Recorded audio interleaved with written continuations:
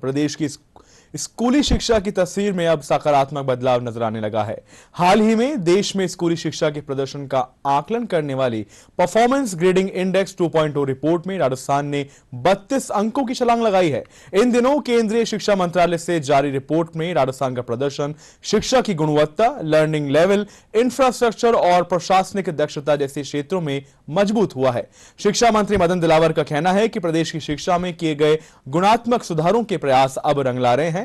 वहीं पूरे शिक्षा विभाग को इसका श्रेय जाता है। उन्होंने कहा, शिक्षकों की कड़ी मेहनत और विभिन्न नवाचारों के कारण राजस्थान की शिक्षा देश में बेहतर पायदान की ओर बढ़ रही है। वहीं दूसरी तरफ शिक्षकों का कहना है कि स्कूली शिक्षा में किए गए नवाचारों के कारण और प्रदेश सरकार द्वारा लगातार क्वालिटी एजुकेशन के लिए किए जा रहे निर्णय के कारण यह संभव हो पाया है। स्कूल की कक्षा में जो मोबाइल लेकर के जाते हैं उस पर भी प्रतिबंध लगाया कि कोई भी मोबाइल लेकर नहीं जाएगा। जो अनावश्यक मोबाइल की घंटी आती थी और जो पढ़ाई से उस टीचर का तार में टूट जाता था, बच्चा भी डिस्टर्ब होता था, तो वो नहीं हुआ। उसके कारण से बच्चों को पढ़ने का और पढ़ाने का ज़्यादा समय मिला है। बहुत सारी सुविधाएं कांग्रेस ने कुछ वर्षों से देना बंद कर दिया था, उनको हमने एक साथ दिया है। प्रारंभ ही नहीं किया, बल्कि जो छूट गया था, बैकलॉग रह गया था, उसको भी पूरा किया है। हमने 10.5 लाख साइकिलें बच्चों को उपलब्ध करवाई है।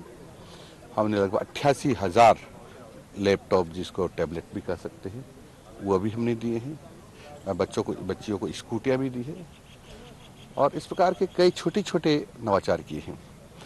हमने कोशिश की कि परीक्षा में भी कुछ थोड़ा बहुत बदलाव हो। इसलिए जो परीक्षा होने के बाद जो बच्चे कॉपी में रीचेकिंग करवाते हैं, तो हम रीचेकिंग के नाम पर रीटोटलिंग होता है।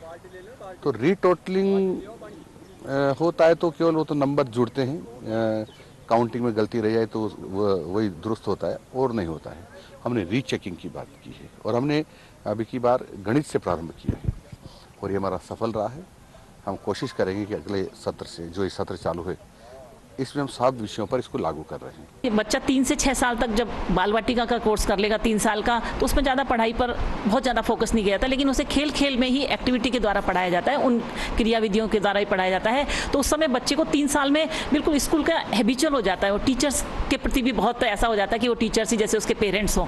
तो जैसे ही वो बच्चा जब 6 साल का होगा और फर्स्ट क्लास में आएगा, तो नो डाउट उसे मतलब ऐसा नहीं लगेगा कि वो डिफरेंट जगह आया है कि घर से निकल के। नहीं तो 6 साल का बच्चा या 5 साल का बच्चा जब फर्स्ट क्लास में आता था तो 1 महीना तो उसको एडजस्ट होने में ही लग जाता था, जैसे रोना, मम्मी पापा को याद करना, फ़ोन करवाना टीचर से, वो सब चीज़ें अब बंद हो गई हैं। तो सरकार का ये भी नवाचार बहुत उत्तम कहूँगी मैं तो, कि इससे बच्चों में विकास हुआ है।